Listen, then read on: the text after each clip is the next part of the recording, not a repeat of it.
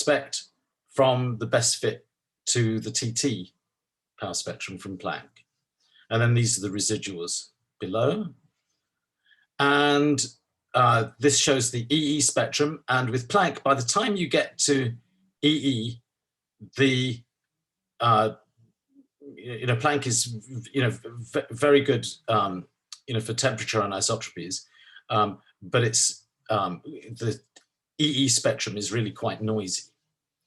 But again, this red line is the best fit from the TT spectrum and what you'd expect to see in EE, and then the residuals are plotted below. Okay, so and for parameters, an important thing to bear in mind with parameters, if you're testing cosmologies, the EE spectrum is so noisy relative to the other spectra that it carries very little weight. So parameters constraints with polarization are primarily coming from the TE in combination with EE, and EE is really a consistency check of your cosmology. All right, so after the throughout actually the 3 data releases that we made with Planck, we and other people commented on various odd aspects of the Planck data. So one of the key points is that if you multiply the lensing contribution expected in Lambda CDM by a scaling factor A lens, then obviously in Lambda CDM that should be unity. Then what we found was that the Planck temperature spectra wanted more lensing, and this is around sort of a 2.5 sigma effect. The Planck data have favored the TT data have favored closed universes, and again this is a 2.5 sigma effect.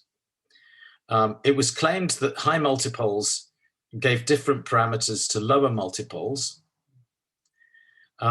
There are outliers in the TT spectrum. You've seen, the wiggles in the TT spectrum, and there are various people have pointed out outliers in the TE spectrum.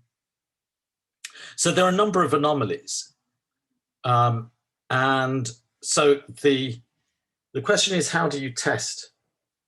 Are any of these giving you hints of new physics? Or are they statistical fluctuations?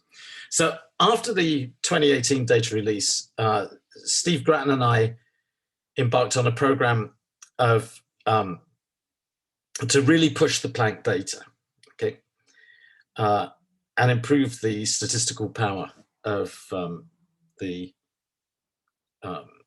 power spectrum data. So to illustrate, the thinking behind this. So imagine I construct a variable. So this is 1 over n times the sum of a number of random variates. These have 0 mean and unit variance. So these are a Gaussian random variance.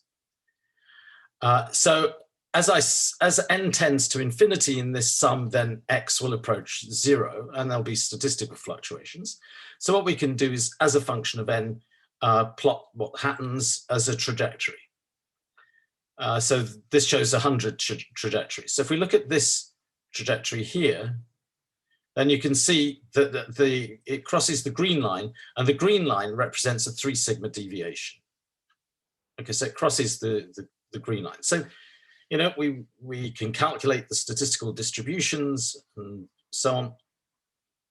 So now I only plotted 100 trajectories here, but if we do a large number of trajectories, then I've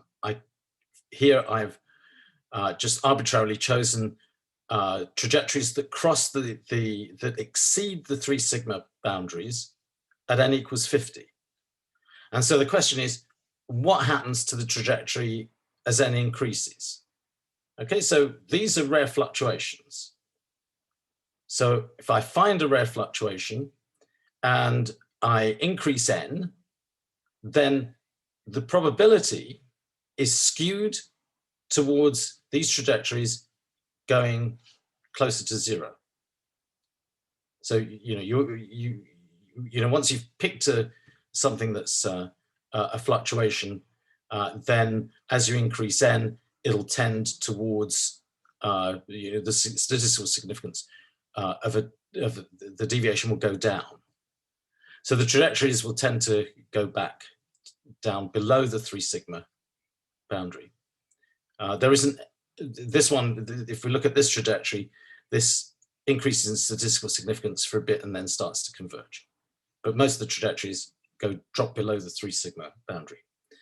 So the thinking is as follows, that if we can increase the statistical power of the Planck data, then if there's new physics, that's causing anomalies, then we would expect to see the significance of these effects get increase in statistical significance. If we're looking at statistical fluctuations, then we increase the power of the data, then the statistical significance of anomalies should go down. So that's the test. So I think it's a very important test of the Planck data. And the thing is that it's possible to do this because here I've shown the maps from Planck as a function of frequency. So, 30, 44, 70, 100, 143, 217, 353, 545, 857. Now, by the time you get to 545 gigahertz, you're seeing dust emission. And these are basically noise-free maps of dust emission at 545 and 857. If we look at 100 gigahertz, 143, 217, you can see dust emission increasing. Okay. So the question is, which of these Planck frequencies is the cleanest frequency to do cosmology? And the answer to that is 143 gigahertz. Because even though dust emission is stronger at 143 than it is at 170, the foreground is dominated by dust. And so you can subtract out the foregrounds very accurately from 143. At 100 gigahertz, you're beginning to see synchrotron, but more significantly for Planck, you're seeing CO emission as well, CO line emission. So the cleanest frequency is 143, and this shows you the 143 gigahertz map. And then after subtracting a single coefficient, it's worth of 545 gigahertz. And that gives you a very clean map. Here is one of the more complicated foreground subtracted maps produced by Planck. And actually, above the galactic plane, you can't tell which is the more accurate. So it's very easy to clean foregrounds from the Planck data. And if you do that, then you can use a large fraction of the sky for power spectrum analysis. So that's what Stephen and I did. And if you want to actually look at see the justification for why this is reliable and works, then I refer you to the paper, okay, big paper that we wrote. So what happens if you do that? Well, you don't have to do any complicated statistical analysis to see the effects of this, okay? So here's the 2018 power spectrum and its residuals, and this is what we get. So you can see that, in the upper panel, you don't see any, it's very difficult to see any changes in the upper panel. But in the lower panel of residuals, you see that things tighten up around the best fit Lambda CDM cosmology. And that's a very dramatic improvement. And as I said, you don't have to do any statistical analysis to see this. So to just emphasize this shows the residuals on an expanded scale. So here are wiggles, and various people have got excited about this. Is something like this evidence of some sort of clock during inflation, you know, some sort of clock, and things. These wiggles, you know, decrease in amplitude, so you get an improved fit to lambda CDM when you do this. And the same applies. And the other thing is that this shows you one of many consistency tests that we did. This shows differences in the power spectra, foreground subtracted power spectra. So this is 143 cross 143 minus 217 cross 217, 143 cross 143 minus 143 cross 217, and then 143 cross 217 minus 217 cross 217. So these are foreground subtracted. And then this number here gives you the residuals between 500 and 1500, okay, in microkelvin squared. So that's what we got for consistency across frequencies in 2018.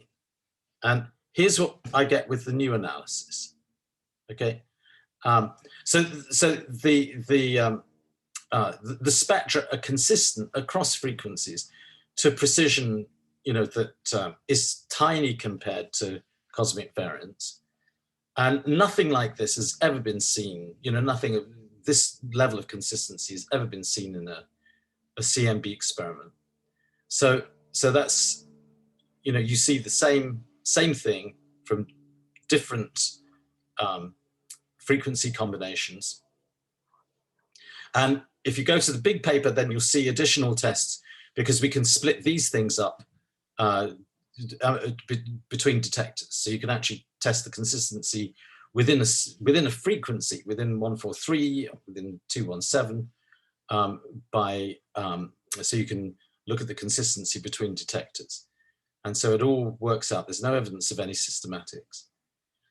Here's the 2018 TE spectrum, and then the new TE spectrum.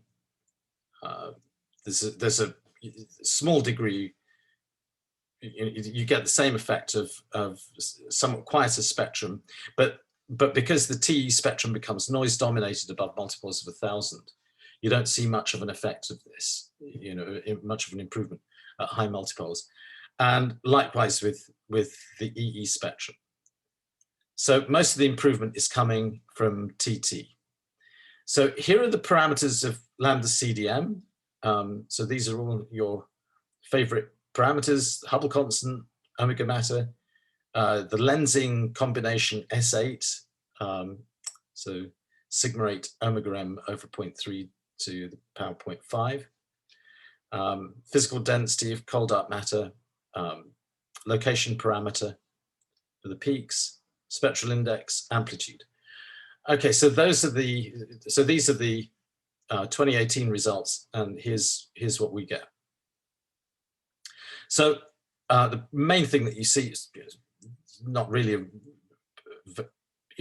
bit of a reduction in the errors, but the main thing that you see is better consistency between TE and TT. But the parameters of the combined temperature and polarization likelihood don't change very much. Neither do the size of the ellipses. So the blue ellipses stay pretty much where they are. So then we can look at parameters like the lensing parameter, which has exercised people, and here's what we get. So you know, the motivation was to look and see whether any anomalies got worse with the improvements, and you can see, because the fit to lambda CDM is actually better with this, that the answer to that question is that there are no anomalies that get worse with this improved analysis. Everything gets better and looks more like lambda CDM. So here's a lens. Polarization is neutral to a lens.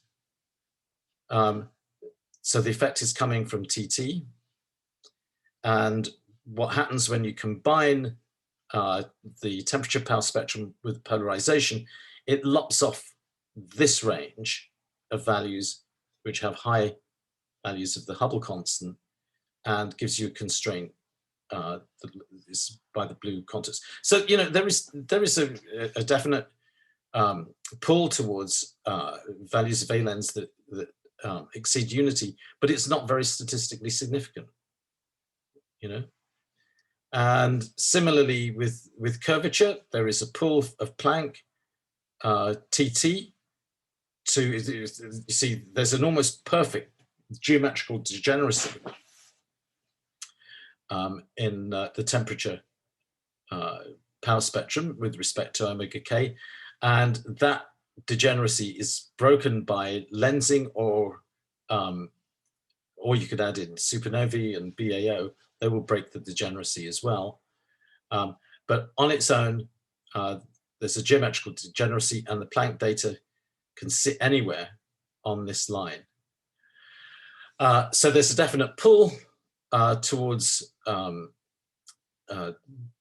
closed universes, which when you add in supplementary astrophysical data, you break that geometrical degeneracy, and you get tight constraints, very tight constraints actually, around spatially flat cosmology. And what I will show you in a minute is residuals and the best fit to the TT alone, or to TTTE alone. And you'll see that the chi-squared improvement, if I sit here at the maximum likelihood value, for the red contours, the change in the chi-squared for the high multiple likelihood is minus 3.02. It's a very small change. So there's no real significant driver to closed universes from the temperature and polarization spectrum. So that's shown here. So here are the residuals with respect to the best fit Lambda CDM cosmology. And then I've plotted the best fits for one parameter extensions. This is for a lens as a parameter, curvature, number of neutrino species, and the sum of the neutrino masses. And so you can see what's actually pulling the drive to higher values of A lens and spatially closed universes. And it's this ripple effect here. It's these 2 points that pull you down, then there's a little ripple here, okay, and another little ripple. So it's these ripples, and A lens and omega curvature as single extensions can give you very, very similar power spectra. And so you get a pull in both these parameters coming for the same reason. You don't get much of a pull on these two parameters because they just can't mimic these oscillations. But this is all consistent with statistical fluctuations. Okay, so then if we now compare with, there's been a recent release of ACT-POL and SPT-POL data. This shows the TE spectrum from Planck and from ACT-DR4. The importance of ACT-DR4 of the ground-based experiments is that they go to higher multiples in polarization, where Planck is very noise dominated in polarization at high multiples. But this shows the spectrum expected from the Planck TT-TE-EE best fit cosmology. Okay. So that's not a fit to the ACT data. That's what we expect from fitting Planck. Okay. That's the Lambda CDM, 6 parameter Lambda CDM model from Planck. And you see that it fits the ACT-DR4 data extremely well. Here's SPT3G. It's not quite as powerful as ACT-DR4, but again, there are no anomalies. Okay. And then in the EE spectra, that's what we see for ACT-DR4 and SPT3G. So what that's saying is that the Lambda CDM, the 6 parameter Lambda CDM model is actually a really good fit to the high multiple polarization data from these ground-based experiments, and there's no evidence for any new physics. So so that's why I believe Planck, incidentally, the the Hubble constant, et cetera, from the polarization experiments is low, and so it's not, you can't argue that the CMB value of the Hubble constant is, from Planck is in some way wrong, okay, or limited by the multiple range that Planck covers. Okay, so now I want to do in the second part of the talk, because there's a lot of interest in the Hubble tension, I'm going to tell you about 3 things that you may not know about the Hubble tension. Okay, so here is the Hubble tension. So the blue band is coming from the Adam Rees-Shoes program, which calibrates the distance ladder using Cepheids and gets a value of around 74. The yellow is Planck. Here's what I was saying, that the Hubble tension became apparent with the first Planck data release. Down here, this is WMAP up here.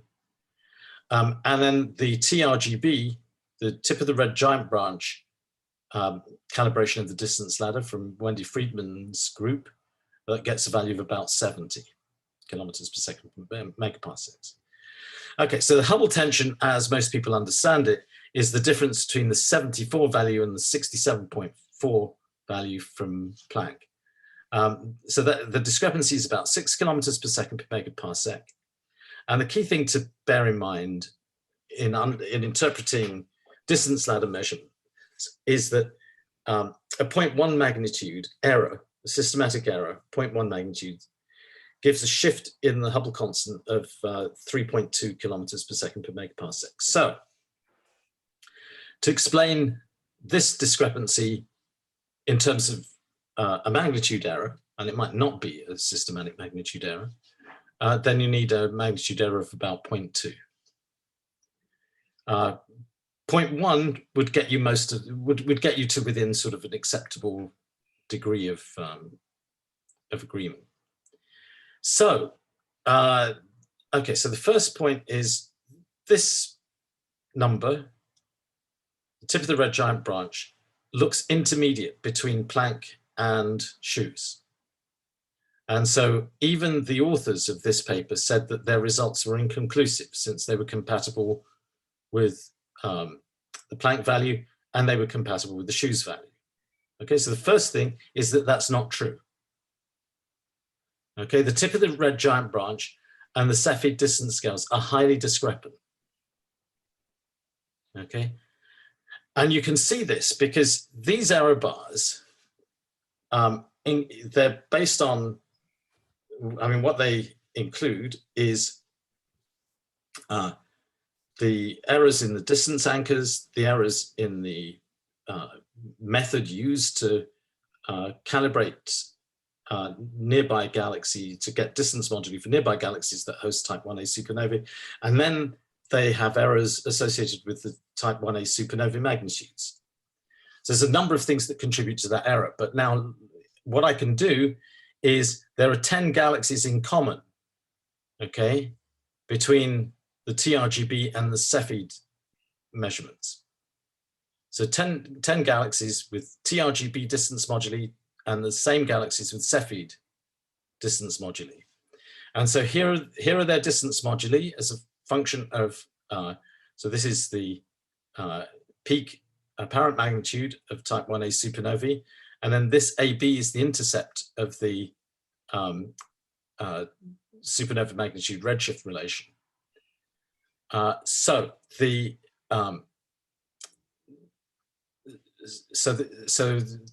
this relation then determines the value of the Hubble constant. Okay, so here are the distance moduli from the tip of the red giant branch. Here are the distance moduli from Cepheids. They both use the LMC anchor with the same geometric distance for the Large Magellanic Cloud, determined from detached eclipsing binaries. And you see, these distance moduli actually correlate really well with each other, and they define a very nice relation between distance and apparent magnitude.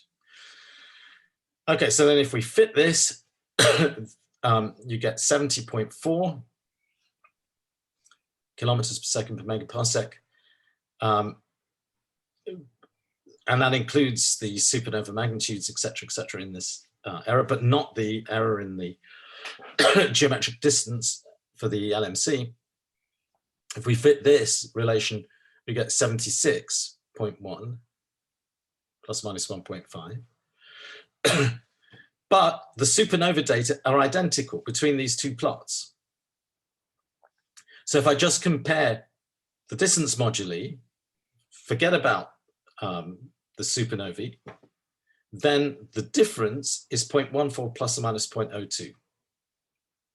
So there's 7 sigma discrepancy. And it's coming from a calibration discrepancy. Okay. So that's the reason for why these numbers disagree. It's a calibration uncertainty, and it's a very, very significant calibration uncertainty. And we don't know what is causing that calibration uncertainty. So that's the first thing. Okay, TRGB and Cepheid distances are incompatible with each other. Okay, the second thing that you may not know is that the Cepheid analysis is not internally consistent. So you know what they do is they fit the period luminosity relation. So this is the Cepheid magnitude fitted to a power law in the slope. So this is the slope of the period luminosity relation, and then they allow a metallicity variation as well. So there are 3 coefficients that you need to determine in doing this. And we have geometric distances to NGC 4258. That's the Maser galaxy, and the VLBI observations constrain the geometry of the accretion disk, geometry and dynamics of the accretion disk, and you get a distance modulus of 29.397 plus or minus 0.033. Then the LMC has a geometric distance from its detached eclipsing binaries, so it's somewhat more precise. But I can use the Cepheid data to go from the LMC to NGC 4258 and infer a distance modulus to NGC 4258. And if I do that, this was pointed out in my lockdown paper, then I get a difference between the Maser distance and the distance modulus that you get going through the Cepheids. So that's around a 3 sigma discrepancy. But with Gaia DR3 parallaxes, I can now do this, you know, get an inferred distance modulus to NGC 4258 using the Gaia DR3 parallaxes for Milky Way Cepheids. And if I do this, the discrepancy, this is the distance modulus from the VLBI Maser observations. And if I do that, then I have a 3.9 sigma discrepancy. So the geometric distance anchors used in the Hubble constant determination from the Shoes team are internally inconsistent. I'm sorry about I don't know why the image quality is so bad here. But you should be aware of this, because this shows the Hubble constant as a function of the slope of the period luminosity relation for if you use NGC 4258 as an anchor, as the gray lines, that's compatible with Planck marginally at, you know, sort of around the 2.2 sigma level or something like that. And then the LMC anchor shown as the green, then the combination of NGC 4258 plus the LMC and then all of the anchors together. So, so the Shoes team keep publishing papers with, you know, different combinations and so on, without commenting on the consistency. Okay.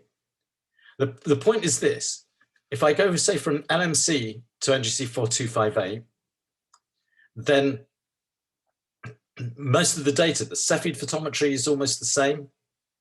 The supernova data is almost the same. So what you're seeing here is a change in the calibration. So you're seeing the tensions in the geometric distances of the anchors, and those are significant. Okay, so the analysis is internally inconsistent.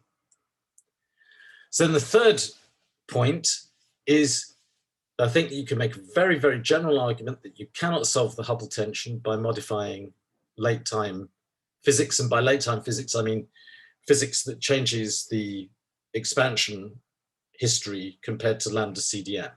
I'm not referring to changes in the fundamental properties of Cepheids or type 1a supernovae or modified gravity and so on. So this shows h of z divided by 1 plus z. Here are BAO measurements from BOSS, and then quasar, and then Lyman alpha, Lyman alpha quasar, BAO measurements. Okay, so that's h of z. The green line is the best fit from Planck, what we'd expect for the 6-parameter lambda CDM cosmology with its 1 and 2 sigma error band. And you might think, well, to match on to the Shoes result, I could modify the equation of state in some way to get something like the dashed line. Okay, and that doesn't work, because if you do that, then you can't explain the magnitude redshift relation of the type 1a supernovae. So here's an example where I've parameterized h of z like this. So this is the standard lambda CDM behavior, and then added a little term here which can produce this flick up at low redshifts. So in fact, the dash curve has the parameters delta of 0.3, zc of 0.1, and I fixed beta to b2 just to get that curve with h naught fiducial set to the Planck value. So if I now do an inverse distance ladder using the BAO measurements and the magnitude redshift relation for type 1a supernovae, then I get these constraints.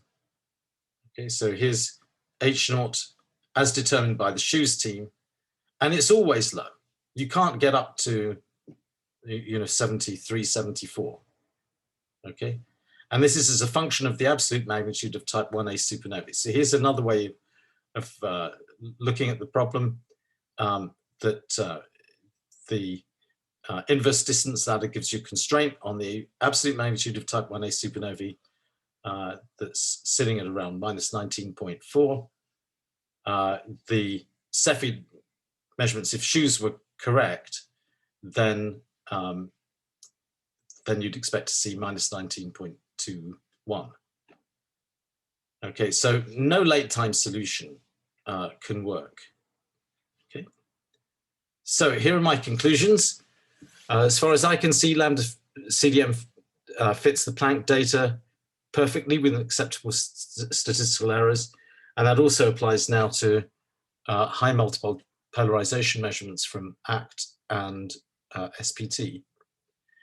So if your experiment disagrees with Planck, then either you've got a systematic in your data, or there's new physics beyond lambda CDM. But any new physics must be highly degenerate as far as the CMB and isotropies are concerned with lambda CDM.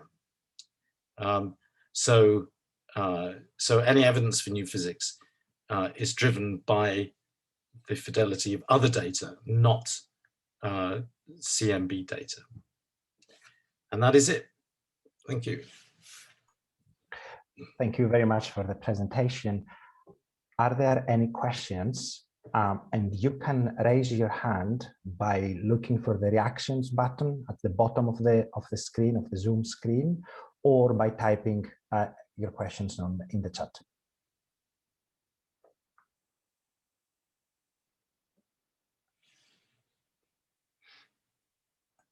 All right, can I start to use my privilege as organizer to ask the first question?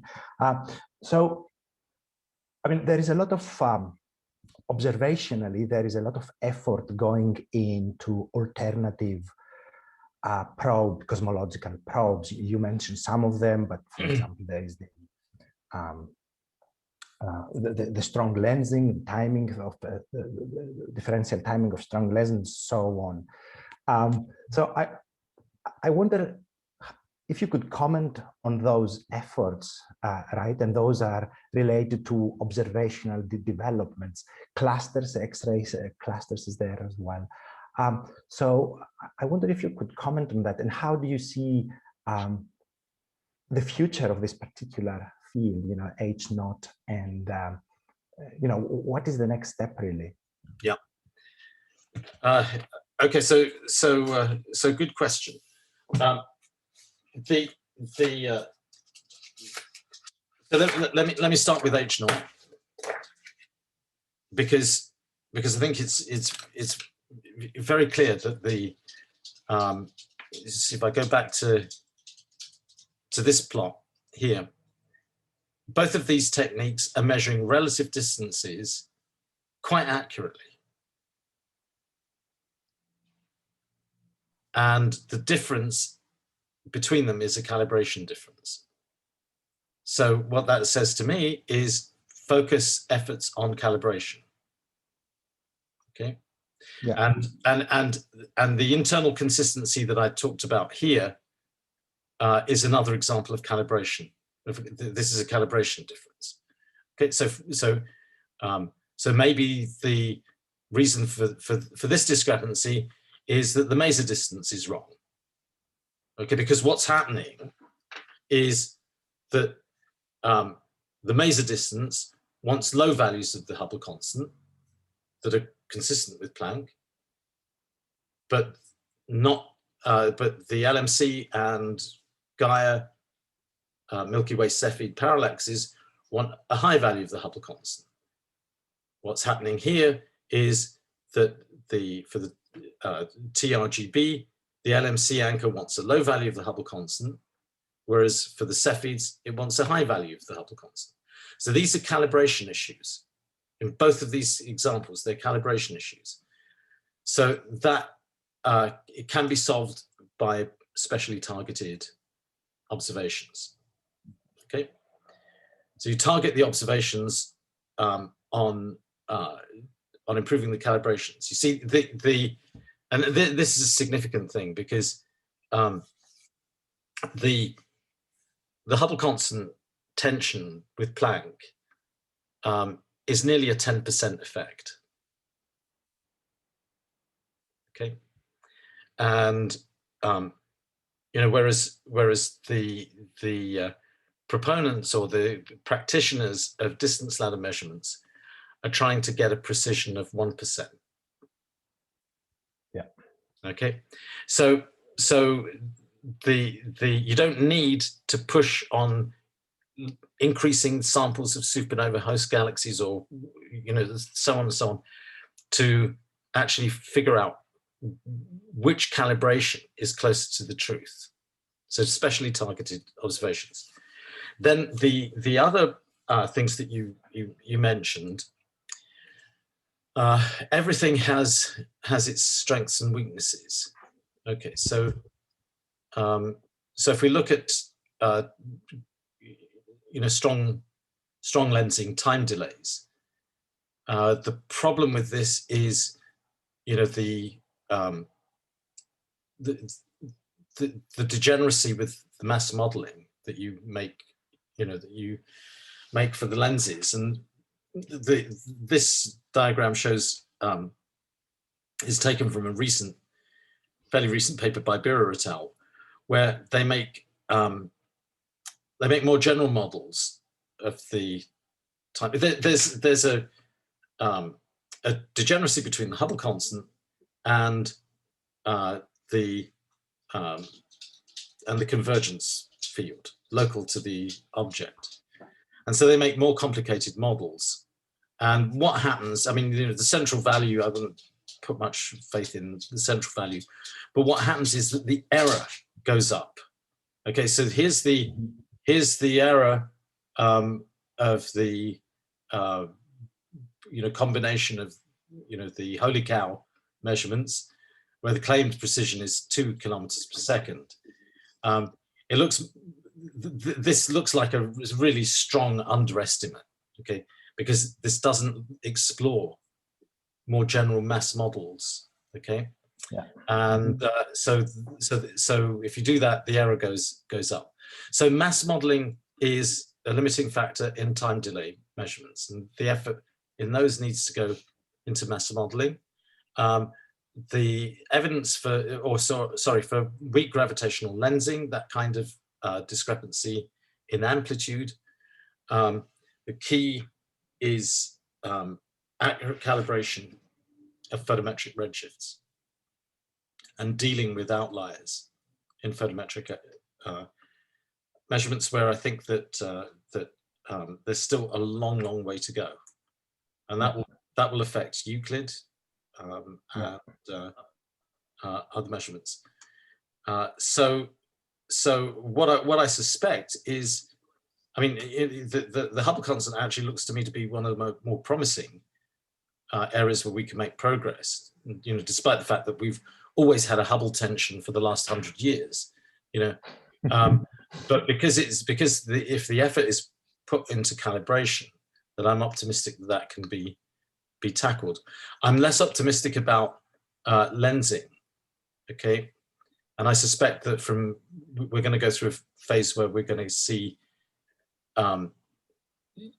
results that are driven by systematics for a while. Yeah.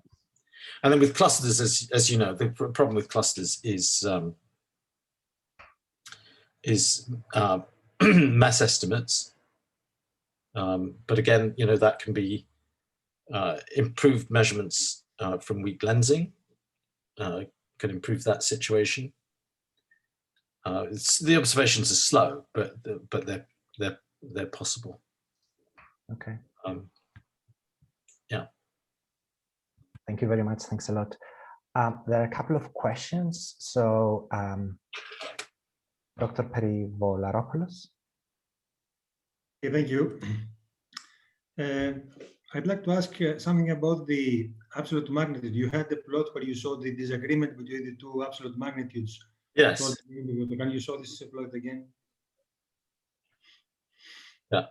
Okay, these two cases, the shoes and the inverse distance ladder, of course, they're very discrepant, as you point out there, but they are measured at very different times. For example, the shoes curve is measured at redshifts below 0.01, while the inverse distance ladder is based on much higher redshifts.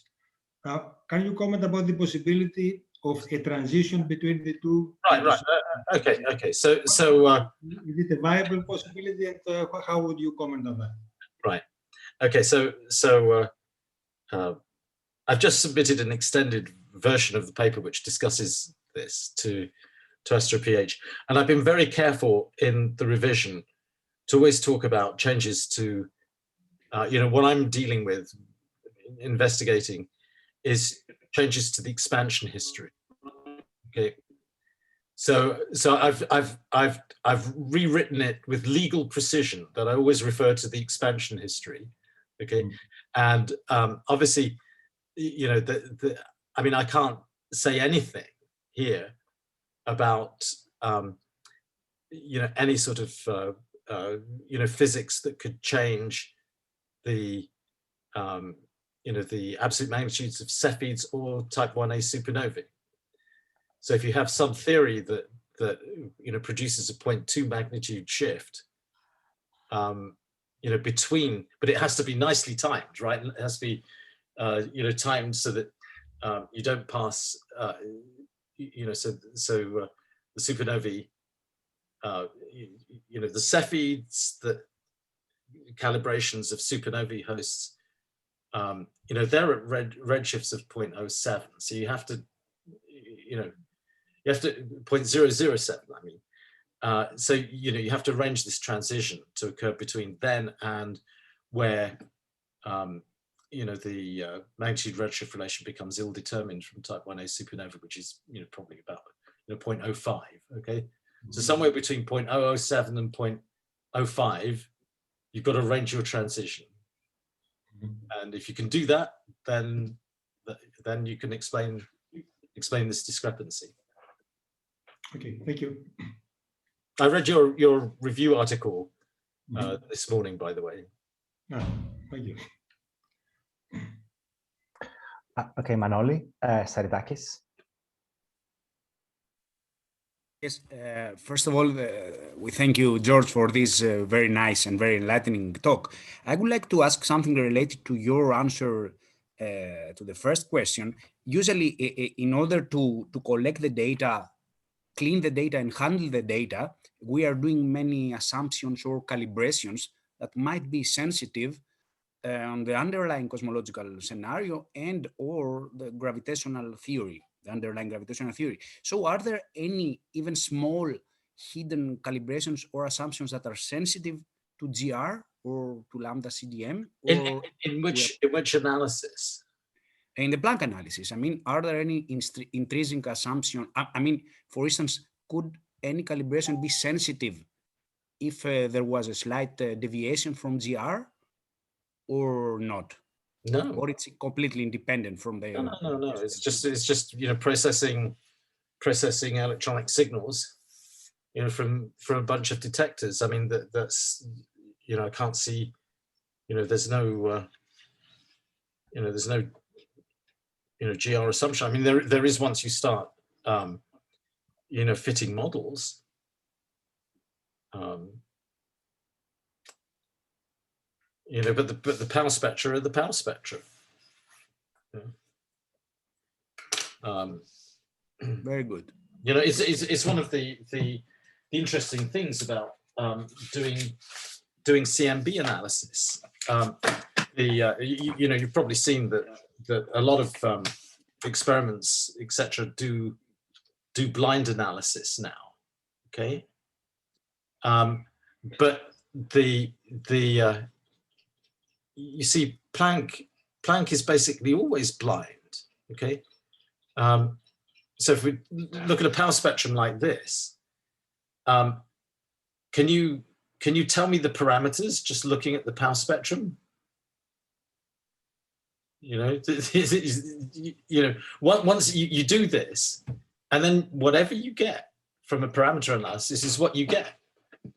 So I don't know the parameter. I mean, I had this when we did the first set of Planck results. I mean, internally to the collaboration, there was a lot of concern about the discrepancy with the Hubble constant.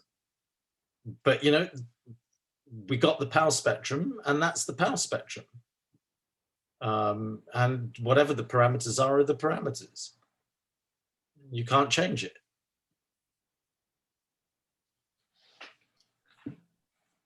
Very good. Thank you. Maris Pleonis also has a question. Thank you, Adoni. Hi, George. Hiya. How are you doing? Nice to see you even from a distance. Thank you very much for your talk. It was quite interesting and enlightening, actually. We're very glad that you are managing to reduce the uncertainties to a level that is unprecedented, actually. Now, regarding the issue of H0, the tension, I'm sure you're aware of the efforts that we've been putting with the Terlevich group in trying to use H2 galaxies as a new tracer of the Hubble relation. The results we have been obtaining, and the reason I'm actually making this point is that they are in agreement with the higher H0 value Of course, we are dependent on the local calibrators, and if there's an error there, or an uncertainty, or systematic, that will be introduced also in our luminosity velocity dispersion relation that we are using for H2 galaxies. However, what we have tried to do is to compare different local calibrators, as you did, and for example, using the tip of the right giant branch and Cepheid for the common galaxies that we use as local calibrators, in which we have giant H2 regions, of course, which is this group of objects that we use. We find an excellent consistency. Actually, in a recent paper that we have with our students, we actually provided such a comparison, and we don't find any difference whatsoever between using either of the two calibrators. So there's definitely an open question there. Which of the two calibrators? Which of the two? I mean, the tip of the right giant branch and the Cepheids for common galaxies. Right. So, so my point is that we still have to understand what's going on. I mean, of course, a systematic that may exist in the local calibrators will be in the direction that you said, but it's not clear that we are getting the same sort of inconsistency when we're using at least these two types of local calibrators. Yeah, that's an interesting result, because you see, I mean, I said, one possible explanation for this kind of discrepancy is that the maser distance is wrong. Maser analysis is really complicated. It's not possible for just to read the paper and get a sense of whether that's reliable or not. It's a very complicated MCMC analysis. But if we look at this, then this is using the LMC. And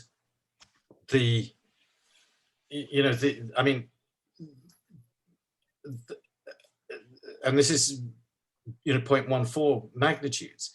The Shoes team have argued that the Friedman group has overestimated extinction in the LMC. But that's a very small effect. I mean, if there's they're arguing about 0.05 magnitudes, which is a third of this.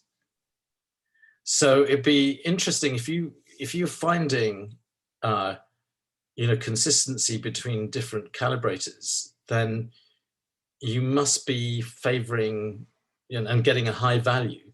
Then you must be favoring this kind of calibration. Okay, which is an interesting result. Having said that, however, when in our analysis, of course, as far as the local calibrators, I agree that we will be supporting the Shoes, let's say, calibration. However, taking all that into account, but doing a correction, which is not very certain, of course, it's for an evolution correction for H2 luminosity. Then we sort of start dropping the value of H0 from 74 to 71. Of course, that doesn't make the whole, it doesn't make the jump to the Planck result, but nevertheless, there are indications in our analysis using our sort of tracers that we could get a consistent, or at least start reducing the inconsistency if we take into account such uncertain, nevertheless, corrections. But this is also a sociological effect, in the sense that you're trying to find a way of a posteriori solving a discrepancy. So you may be inclined into finding procedures that may not be, let's say, as physical motivated as you would expect. Just to make the point that there are ways in our analysis of reducing the H0, not only based on the local calibrators. Yeah, that was the only point I want to make. To conclude, I think that it's very interesting that we are starting to see ways out of the inconsistency, but there is plenty of work to be done to understand fully this inconsistency.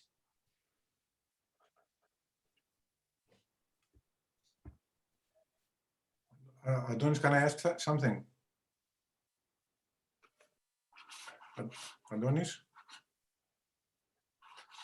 Okay, so yeah, so I have a comment and question. So my comment is the following concerning the discussion that Manos said before regarding the modified gravity theories and stuff like that. So if we want to use the Planck machinery in order to test modified theories of gravity, then we need to modify the corresponding codes, class and camp, which is not an easy task. I mean, you have to. I mean, we need. It's not an easy business, you know, to play with this stuff. So we have to be very careful when we touch these codes. So this is my comment. So I don't know if you agree, George, but no, I do, and you know, I mean, there, you know, we in the 2015 set of Planck papers, we had an entire paper devoted to tests of modified gravity, and in the 2018 papers, we had a section on modified gravity. The thing that bothers me is, you know, the fit to Lambda CDM with the Planck data. You know, I showed you how good it is, and there's no evidence for any deviation. You see, and you know, it bothers me. The whole subject bothers me. Okay, because in the past, whether you know, when there have been paradigm shifts, you know, like you know, the most you know, obvious example was the you know, the evidence for an accelerating universe. I mean, you know, when the supernova results came out, they just confirmed what we already suspected. I mean, we knew the parameters of the Lambda CDM cosmology before the supernova. So, and you know, before that, you know, the evidence for cold dark matter, we had evidence of that before it actually, you know, there were hints of it before it became widely accepted. So normally with paradigm shifts, there are hints in the data, but in this case, there is no hint of anything. You see, I mean, here's you know, so here's the one parameter extensions of Lambda CDM from the Planck analysis. And you see, for example, for the Hubble constant, there's not even a hint of movement towards the Schu's value for any of these extensions. Okay, so it's a kind of curious thing where, you know, the universe is not speaking to us.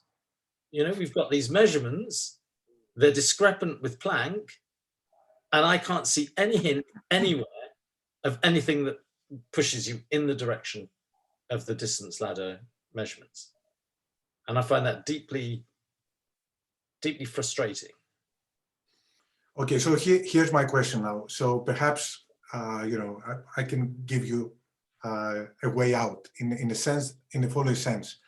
So if we include the growth rate data into the analysis, then we find another tension, the sigma 8 tension, which indicates for new physics. So I'm wondering, and I'm asking you, whether the sigma 8 tension is connected with the H0 tension. And I mean, in other words, if we manage, I mean, somehow to solve the H0 tension, does this mean that we can alleviate at the same time the sigma 8 tension?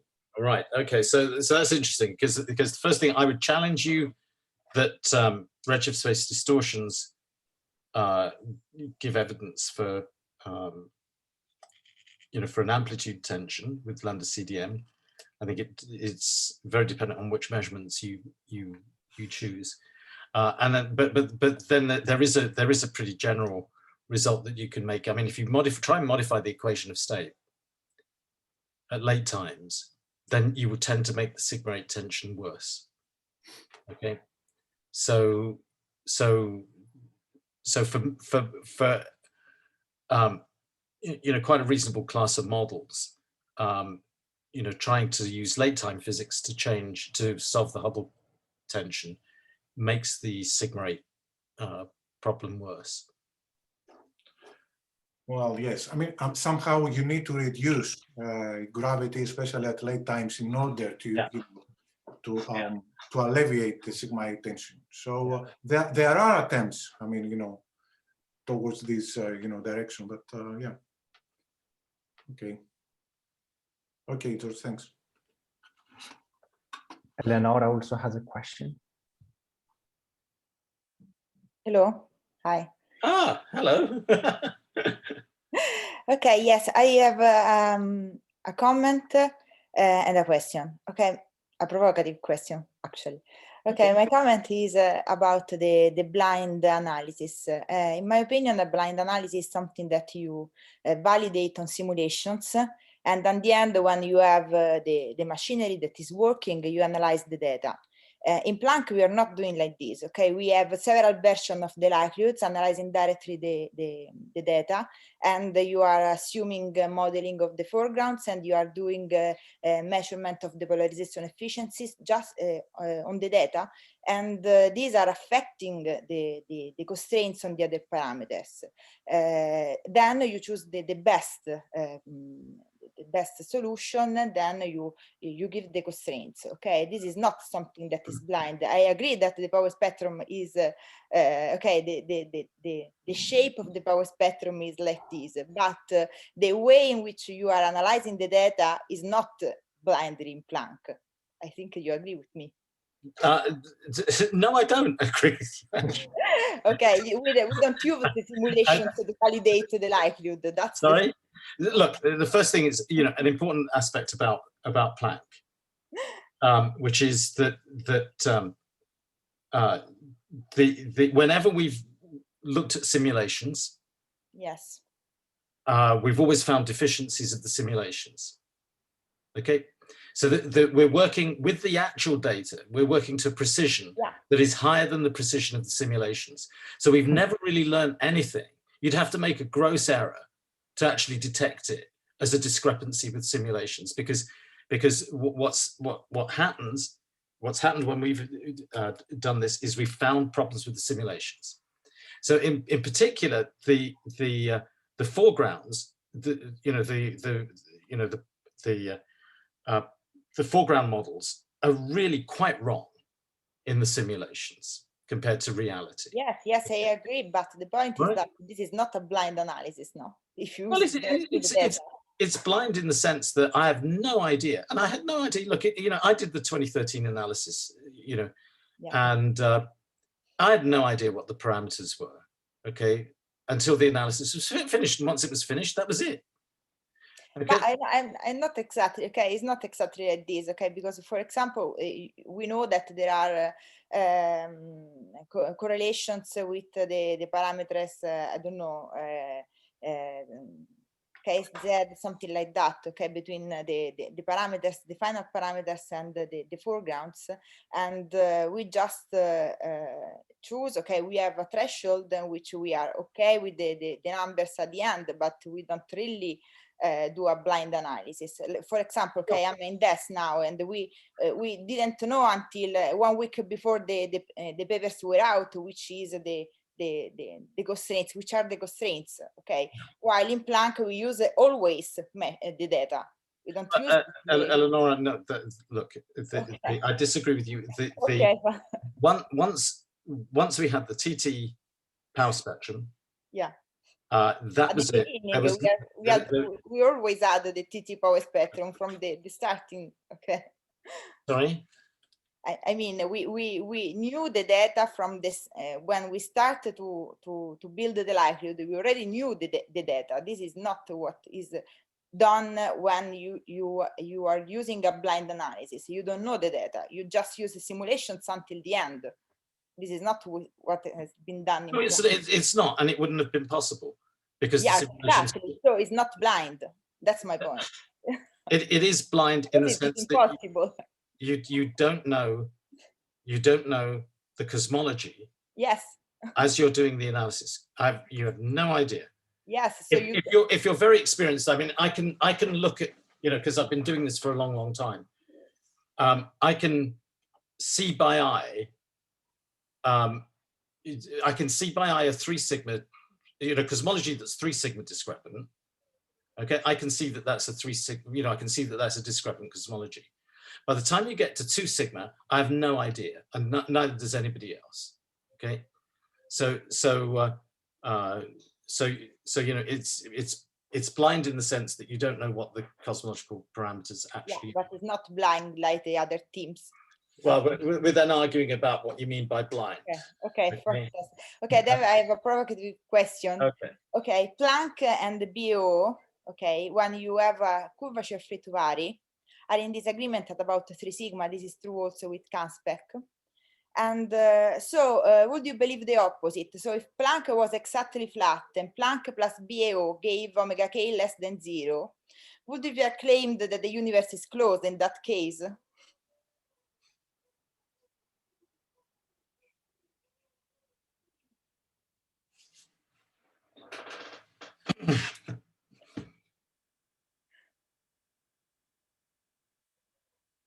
Well, so I haven't looked at Planck plus BAO carefully. I can send you the plot because I made it for closed universes. Okay, so I don't want to give an answer until I've done it. Okay. Okay. Yeah. Okay. Just my point is that they are in disagreement. So since they are in disagreement, say that the combination is meaningful in my opinion, is not completely right. So I'm not saying that the universe is closed. Okay, I don't believe that the universe is closed. I'm just saying that we have something to investigate. I suspect that look, Eleonora, I mean, everybody here should understand that we've disagreed about lots of things. Yes, of course. So we've disagreed about lots of things, and I suspect that the point in this case, the point of disagreement is going to hinge around what you mean by 3 sigma, because this is the best fit closed universe. Okay. Yeah, but this is not the best fit from Planck. It's 0.04 from Planck, no? No, this is the best fit that I get. Okay, with Canspec, you mean? Yeah, and it's minus 0.027. That is very nearly spatially flat. Okay, yeah. I would be amazed if this cosmology, and that is something that I could easily do, okay, if the BAO predictions from this cosmology, because it's so nearly spatially flat, disagreed with BAO.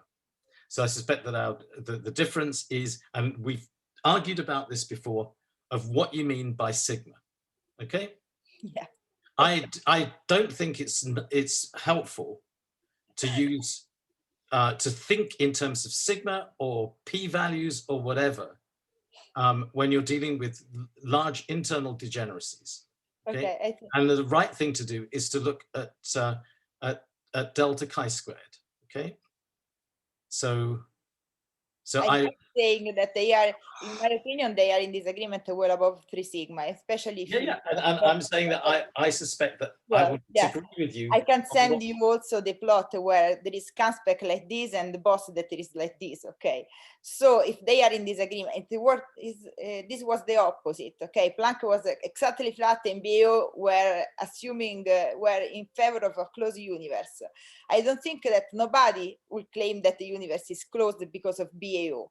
So in my opinion, combining Planck and BAO and say that the universe is flat is something wrong. Okay, I don't say that. Okay, I'm not saying that the universe is closed. I'm just saying that there is a discrepancy and we should investigate this discrepancy. Okay. Right. So. And I'm saying that I will almost certainly be disagreeing with you. On yes, of course. Of the discrepancy. So yes, as I said previously, we disagree in a lot of things. I mean, to my view, this is a good thing. So at the end of the day, I mean, because, you know, we're trying to understand, you know, how the universe is working. So, yeah. All right. Are there any more questions? I don't see any raised hands. I would like to ask one last question, if I may. I mean, obviously, well, I'm not a cosmologist, right? So I'm a little bit outsider on this discussion. But I get the point I get from your presentation is that, you know, CMB measurements have systematics that we understand far better than other measurements. So again, you know, the question. Sorry, and there's a high degree of redundancy, so you can test these things like to high precision. Okay, so again, I mean, my question is really geared towards the future. And what are the prospects of, for example, Planck? How much lifetime does Planck has ahead of it, and how much value there is in continuing measuring CMB and anisotropies? And what about other CMB experiments? Yeah. Well, I mean, I'm a strong advocate of continuing CMB measurements because they're, compared to other astrophysical measurements, they're a lot cleaner and easier to understand. And there's still a gold mine of information to be extracted from CMB. And in the future, you know, cross-correlating CMB with other types of data, with galaxy survey data, and weak lensing data, and so on and so on. As far as Planck is concerned, I mean, I think that it's, you know, it won't be very long before it sort of, you know, matures into a sort of semi-obsolete, you know, very important experiment, but not state of the art. I think that will be within 10 years. So rather like WMAP. Planck superseded WMAP. It's going to take slightly longer because you really need a space experiment to do the all sky stuff. But you only have to look at the massive arrays that are being, the detector arrays that are being put in on ground-based experiments now, compared to, I mean, Planck already, the detectors look like something from a museum compared to state-of-the-art detectors. So they'll be, so I think, you know, within probably about 10 years, Planck will be superseded and people will be referring to it primarily for historical significance. Okay. Great. But I'll be dead and I won't care.